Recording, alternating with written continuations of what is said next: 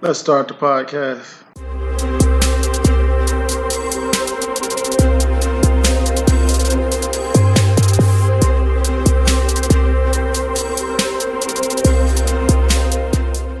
You're listening to Off the Cliff Sports. I'm your host, Cliff Jacks. Thank you for joining in on another edition. The NBA Finals is up on us.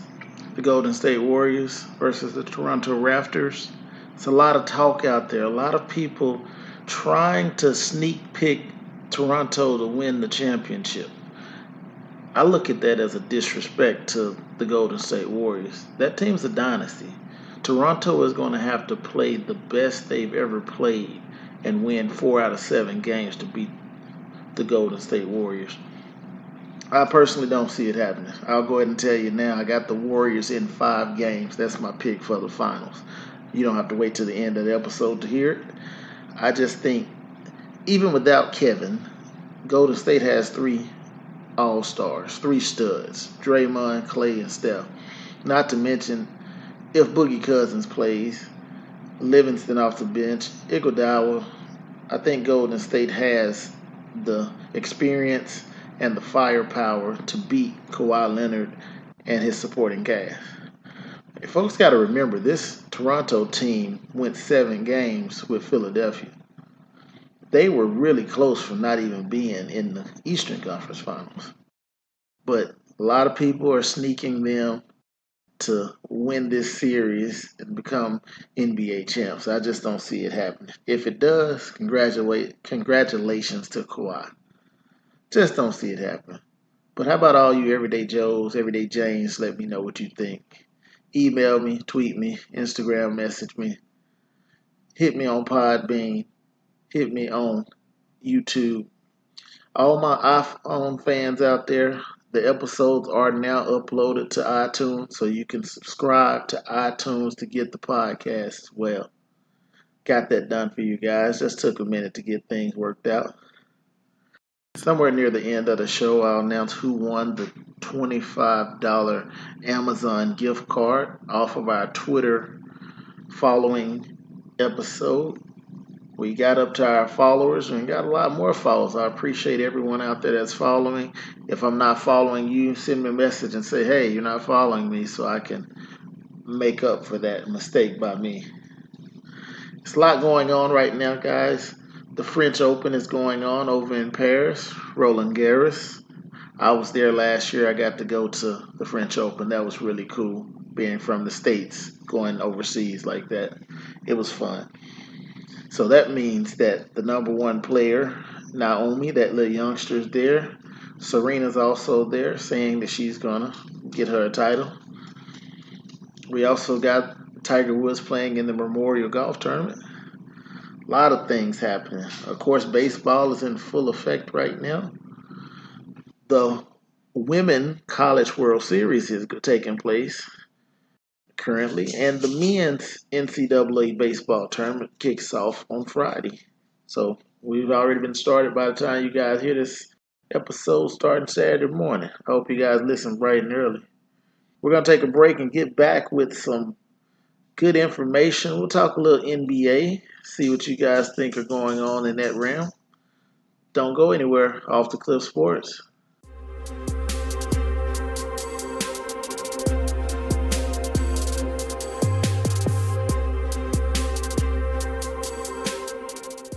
We're back on Off the Cliff Sports. Remember, @Cliff_sports is the Twitter handle. Off the Cliff_sports is the Instagram handle. Check us out. Let's talk some NBA action, and the Houston Rockets will be our first topic. Ever since the end of Game 5, when the Warriors shockingly beat the Rockets without Kevin Durant in the 4th quarter and went on and won that series in the Western semifinals, Houston has kind of went through some turmoil. Now it's come out that James Harden and Chris Paul kind of had a few words. Doesn't mean that they are fighting and don't like each other. They just had a couple words on the direction of how the team is going. That could lead to some controversy. The head coach, D'Antoni, and the owner had been negotiating a contract extension, but a lot of talk, a lot of veteran players that have played in the past. Scottie Pippen, who was on ESPN, was quoted in saying D'Antoni's style of play can't win a championship. And Pippen knows because he's played against that style of play before. And a lot of people have seen it. Steve Nash won 2 MVPs under D'Antoni. He looked really good. But once it came to the playoffs, D'Antoni couldn't get his team over the hump. I think Mike D'Antoni got a little upset at all this, and he ended contract negotiation with the Rockets. So next year will be the final year of his contract, which he intends to coach. But we're going to see if he gets that opportunity. Because it sounds like me, there's about to be a breakup in Houston. The owner has already came out also and said everybody's for trade. Anybody and everybody can get traded except James Harden. Things are falling apart down in H-Town. We'll monitor that situation and see how things go with it. Some other NBA items. Kyrie Irving, of course, is a free agent. Probably not re-signing with the Boston Celtics. I would say 75% likely he will not sign back with Boston. There's been talk about him going to LA. There's even been talk about LeBron's already talked to Kyrie about possibly coming to LA. The other talk has been about Kyrie possibly going to the Brooklyn Nets. You heard me right, the Brooklyn Nets, not the New York Knicks, but the Brooklyn Nets. Interesting. I think the New York Knicks owner is pushing people away. The way he treats fans and players could have an effect on what New York's able to get. And the Nets right now look like they're playing a wide open game, and I think it's appealing to a lot of people.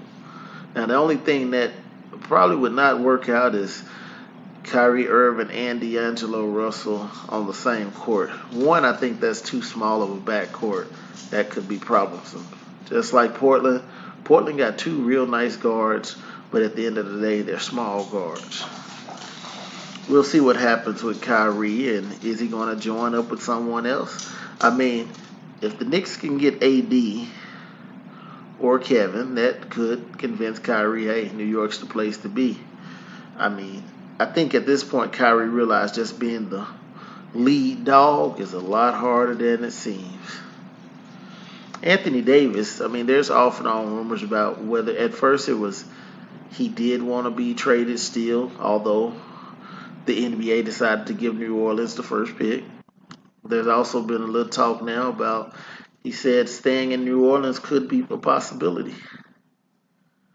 And we know that LA's on the table because him and LeBron's relationship.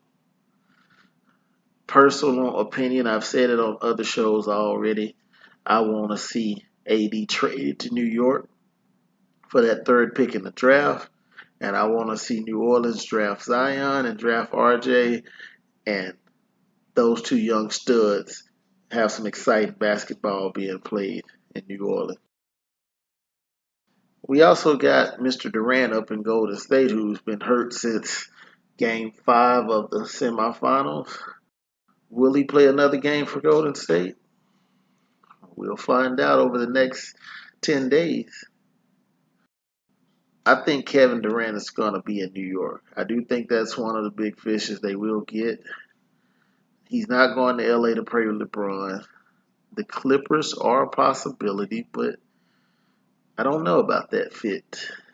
I think he's from the East Coast, and I think New York could end up being a place for it. Now, the guy that we haven't talked a lot about was Kawhi Leonard. If Toronto wins, will he stay? If Toronto loses, where is he going? Everybody keeps saying LA. Everybody keeps saying the Clippers, the Lakers for Kawhi. I've also heard that his uncle does business on the East Coast. So I've heard the Nets and the Knicks. I think it'll be real interesting as after all is said and done, Kawhi decides to sign with Golden State. Think about what that would do to people in the NBA and all the critics and analysts. If Kawhi Leonard says, hey, I'm going to Golden State and play with Clay, Steph, and Draymond, we thought the KD Golden State team was something. Just imagine if Kawhi goes there. That would be bananas. We would probably still be talking about this team is going to win for the next 3 to 5 years. I also think if that happens, they're going to have to shake the NBA up somehow. We also have, of course, the Lake Show and the Lake Mess. The Magic Johnson still involved, Rob Pelinka. They signing a coach in Frank Vogel who definitely does not deserve this job when you got other coaches out there that's won. And something that my friend the chef always said, in the NBA, they start recycling coaches. They do it in the NFL too, no doubt about it. We just recycle the same coaches over and over. I'm not a big Brad Stevens fan up in Boston, but when they hired him, it was like, okay, at least they're giving somebody else a chance. I like when you get some new coaches in here and they get an opportunity to see what they got. The Raptors coach, a new guy, see what he got. I don't like how he got his job, though, because Dwayne Casey was a winning coach. And sometimes it's not the coach that got to get you over the hump, it's the players. What if Dwayne Casey had Kawhi last year? You never know. Guys, we're going to talk a little NHL when we come back on Off the Cliff Sports. Don't go anywhere. Stay with us.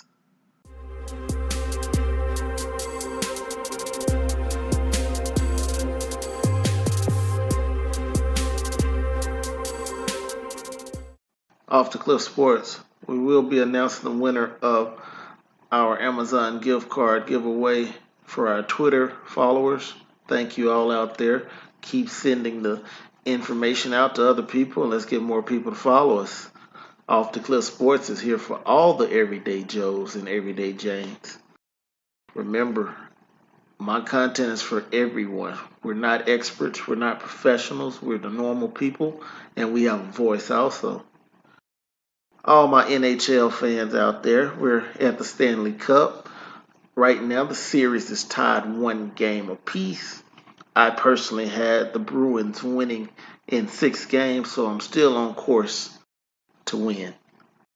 But I can go ahead and tell you, we had one St. Louis Blues player, Okar is his name. I'm sorry if I mispronounced that. Suspended for Game 3.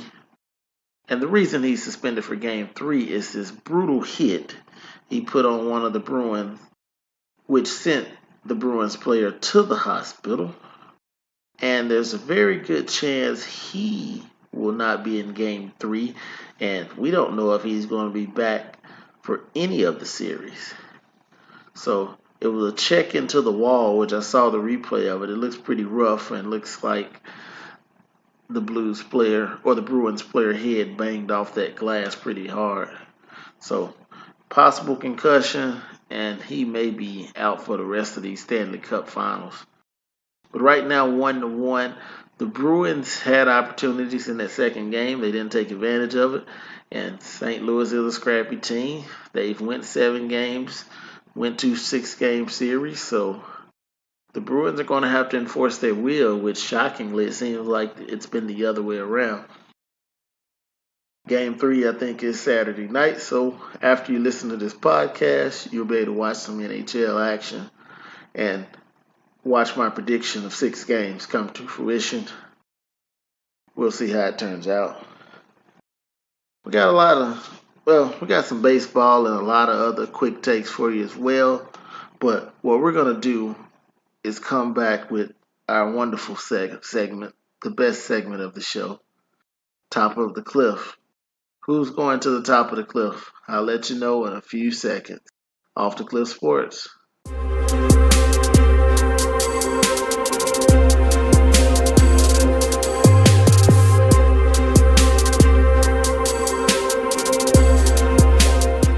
Cliff Jack's back with today on Top of the Cliff. We're going to invite Adam Silver and the NBA office to the top of the cliff.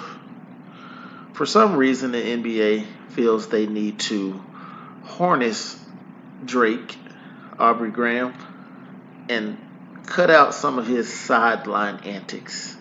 Mind you, he does sit courtside. He's also an ambassador of the Raptors, and he's excited because the team, the only NBA team in his country that he's from, is in the NBA Finals. And they are balling right now. To get to the finals, they must be balling. But because he likes to jump up and down, he likes to throw his fist like Tiger Woods hit a long birdie putt. He does things because he's excited. I mean, for your city, your country, they'll only start with two teams, Vancouver, which they moved to Memphis, and Toronto, to finally make it to the first NBA Finals for a Canadian team. It's a big deal. And the funny thing is a lot of the players in the NBA, one, either they know Drake, they listen to Drake's music, or he's a celebrity, big time celebrity, not a small level celebrity. Drake is an A-lister. He's important to Toronto basketball, and honestly, the NBA probably should try to use this as their own marketing tool. The more fans see how exciting it is, the better it is. He's not out there making derogatory comments, disrespecting players in a negative fashion. It's all fun and games, which basketball is a game. So I want to invite the NBA commissioner, unfortunately, because he is a real good dude and he's doing a lot for the NBA and the NBA front office to the top of the cliff, because I think they're overhyping this situation. It's no need for the NBA to be involved in this situation because, like I say, most of these players, especially the Warriors, they're friends with Drake. They know him. It's not what you think it is. It's a heated argument, which if they were at one of the other's home playing a game of ball outside, it'd be the same type of back and forth bickering. NBA ownership, I'm sorry, NBA league office, please join me at the top of the cliff. And you guys always know what I say. Once you get to the top of the cliff, you do as you may. But I want you to come up there and join me because you're overreacting to a situation that does not need your involvement. Let Drake enjoy this time because we never know if the Raptors would ever make it back to the NBA Finals. I mean, the baby dinosaurs for the longest had a LeBron James complex. They finally got over the LeBron James complex. Now they're at the finals. Can they win it? Remains to be seen. NBA league office, please join me on the top of the cliff.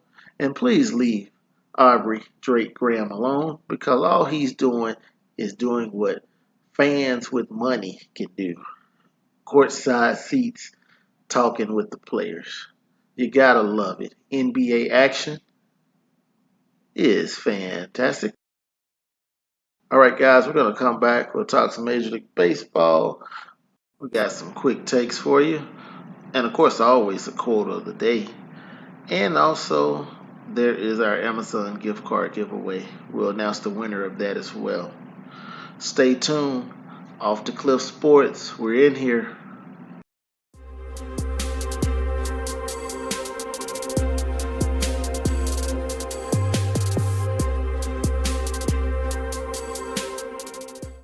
Major League Baseball is in full effect.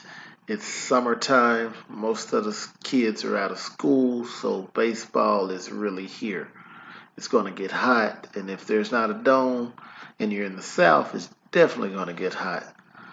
East Coast, probably a little rainy. Southern California, nice weather down there in Anaheim and LA, San Francisco even.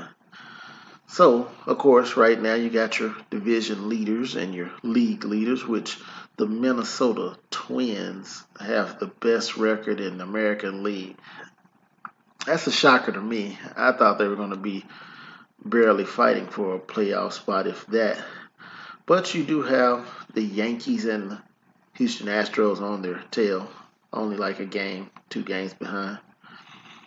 My Texas Rangers, hometown team, shockingly, they're playing some good ball right now, and they're over 500 after being like 6 games below. They've won 6 out their last 7 games, so pretty good streak going on. Of course, the Dodgers are dominating the National League like always. The thing with the Dodgers, can they do it come playoff time? That's the biggest thing about the Dodgers. Can they keep themselves healthy enough that once the playoff comes around, they can keep it rolling? The Cubs and the Phillies are up at the top as well. And of course, the Phillies need to be there. They're paying a guy over $300 million. They better be there. He's not playing that well, actually. In fact, Bryce Harper, last time I saw, was batting .220, having a tough year. 13 years and over $300 million can cause that stress in your life. Of course, these numbers are courtesy of Yahoo Sports. Also in baseball, they always say chicks dig the long ball, but apparently over the last 5 seasons, that's not the case. Baseball attendance is tanking right now. They're not getting the crowds they normally get. Stadiums are empty, especially during the week. And I can attest to that from here in Dallas. The Texas Rangers, it's hot, especially come mid-July, August, part of September. It's really hot. It's going to be hard to go sit out there in 95 plus degree weather to watch a 9 inning baseball game. Hence the reason that the Texas Rangers are currently building a new stadium with a roof, so they can try to help their own attendance come up. But currently, MLB has the worst attendance since 2003, and that's based on an article by Jason Owens of Yahoo Sports. That is not a good sign. One, baseball games in some areas are not overly expensive. I was in New York a few weeks back, and I wanted to go to a New York Mets game, but it started raining. But they had decent tickets for $15. Tickets I would assume decent, or I think decent tickets. So it's not overly expensive to get to the game. Now, once you get in, food prices and things like that, that's a different story. And I definitely believe the fact that baseball games are long. It's kind of hard staying 4 hours at a baseball park. And then once the game's over, you got to fight through traffic to get out of the stadium, fight through traffic on the roadways to get back to your home destination. I don't know how baseball is going to counteract that, but worst attendance since 2003, there's a lot of things that changed since 2003. But it might be time for them to get some of their analysts to get on the horn and start doing a little work to see if they can figure out where things are going wrong. One thing that's going wrong, unfortunately, a young kid was struck by a line drive in Houston a few days back, and the kid was taken to the hospital. The player that swung the bat to hit the ball, he's not been doing well at all. He's been very shaken after the ball off his bat injured that young kid. Hopefully that kid is going to be okay. And so that's brought back talks of putting fencing all around the field in Major League Baseball. Now, I can't say I agree with that, to be honest with you. Personally, I've sat kind of behind home plate and looking through the net or the fencing, it kind of does something to the game.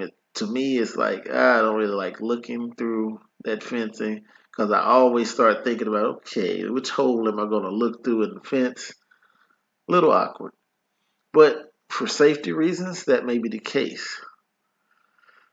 I can't tell you because I've set down the baselines before, and I mean, it's one of those things you got to be like, okay, I need to make sure I'm looking when that pitcher let that pitch go because you want to definitely make sure your eye is on the ball in those situations. So it's some of those that's like kind of tough. Some of those situations where a person like me would say, let's sit further down the baseline and not as close to home plate, just to kind of be out the way.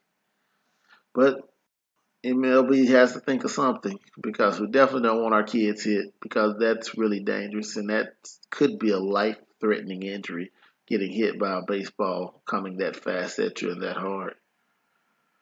I hope the kid's okay. We'll be praying for that young kid. Hopefully they get back to normal. And the gentleman that hit him with the baseball, the Chicago Cub player, things are going to be okay, guy. It will be okay. Guys, we got some quick tips and quick takes. I'm sorry for you, not quick tips. One quick take let's go to is Jason Witten of the Dallas Cowboys said he feels great. He says he wasn't the fastest guy when he left the NFL. He wasn't even the fastest guy when he came into the league. I personally think Jason Witten is washed and he should not have returned to the NFL. But because the Cowboys are so loyal to Jason Witten, they welcome him back because they believe he can help them succeed. The only thing I believe is Jason Witten could help them block a little bit from the running game. But when defensive put 8 men in the box, you still got to throw the ball. And Jason Witten is not going to be able to do a lot more than run a 3 yard out. I'm not sold on the Cowboys, and it's been a while. They kind of rubbed me the wrong way, and I am honestly a Cowboys would be one of my top 3 teams. If I had to pick my favorite 3 teams, they'll be one of them. But Jason Witten is not what he needs. He's not what the Cowboys need. The Cowboys need a tight end that can stretch the field just like most other teams because in this league, it's a passing league. No matter how much they want to run the ball and have Zeke as the focal point, you got to throw the ball in today's NFL. The Patriots in the Super Bowl didn't have a good Super Bowl, but 2 to 3 throws in that game won the Super Bowl. It wasn't the running game. It was those 2 to 3 throws that Brady made that won that game. As we move on with other NFL quick takes, the Green Bay Packers head coach tore his Achilles playing basketball at the team's facility. That's kind of funny, if you ask me. He's at the football facility shooting some hoops, and he tears his Achilles. Maybe that's a good sign for Green Bay. Maybe they won't have many player injuries as they normally do. Maybe this year Aaron Rodgers will stay healthy. A lot of positives could come out of that negative for the Green Bay Packers. Only time will tell if they can keep it going. There's a lot of rah-rah about the Cleveland Browns. Odell Beckham, Jarvis Landry, Baker Mayfield. I see Baker Mayfield, let's change that. I see the NFL wanting Baker Mayfield to be that guy. I can see the NFL wanting to put Baker Mayfield as the face of the NFL. I don't know if other people see it as I do, but I can see that coming. And can he rally the troops? Can he get Odell Beckham Jr. and Landry and all those other weapons he have on the same page and make things happen? And that defense play as good as it did last year. That is one of the keys. The Browns' defense last year was pretty solid. Will they be able to keep it up? We'll see how that works as time goes on. In the golf world, Tiger Woods is playing in the Memorial Tournament. Tiger hasn't been looking that good on Thursday. Didn't look that good at all. He was about 7 strokes off the pace. Friday, he was playing. We'll see how things work out. Will he make the cut? Guess we'll talk a little bit more about it come next episode next week. Be able to update you on how things work for Tiger at the Memorial Golf Tournament. We also got the French Open going on over there in Paris, France. That's a special place in my heart. Let me change that. I went to Canada first, but Paris was the first place I went to abroad where I had to cover or where I have to fly over a big body of water. And a lot of people told me Paris was smelled, people were rude. I kind of liked Paris. Didn't have a lot of issues at all. Definitely a place I'll go back to. Right now, I can tell you there are no United States males in the third round of the French Open. No males from the U.S. made it past the second round. That kind of sucks. What happened to the U.S. in men's tennis? Now, we don't have that problem on the ladies' side. On the ladies' side, we have some weapons out there. So they're keeping us going. Salome Stevens, Salome Stevens, Serena Williams are in there, and they're moving forward. I'm not sure about Madison Keys. I didn't see anything on her, whether she's still in it or not. I know Venus Williams lost in the first round. Venus just doesn't have it anymore. She has those runs here and there, but I think her glory days have passed her by. And of course, the young stud, Asuka, is still rolling strong. That young girl, I said it before on one of the earlier episodes, she's going to be a problem in the tennis world because all she can do is get better. She's so young. She could really be a problem. We thought Serena did something by getting to the point where she's got about to break records and all. We got to watch out for that young stud. And those are your quick takes for today and episode 21 of Off the Cliff Sports. When I come back, I'll give you the name of our Twitter winner of a $25 Amazon gift card, and I'll get your quote of the day in, and we're going to get out of here on Off the Cliff Sports and let you enjoy your Saturday. We'll be right back in a moment.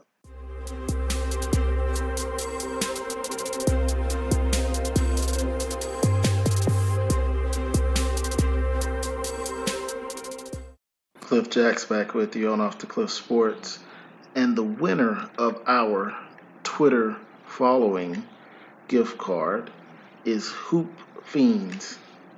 And we sent Hoop Fiends an email with the instructions to get his gift card. So congratulations to Hoop Fiends for winning our first giveaway on Off the Cliff Sports. Instagram followers, you're next. Let's get those followers up. And we got a gift card coming your way as well. So now we're going to go ahead and get your quote of the day in. Today's quote of the day is going to come from a 2-sports star, one of the best to ever do it, Bo Jackson. Bo Jackson states, "Set your goals high and don't stop till you get there." One more time for you. Set your goals high and don't stop till you get there. That's the great Bo Jackson, who was a beast on the football field, and he was an unbelievable athlete on the baseball diamond. It's been a great episode, great spending time with you all on Off the Cliff Sports. We're here for you every week. Slow week this week. Next week, hopefully, it'll pick up a little bit, and we'll be deep into the finals.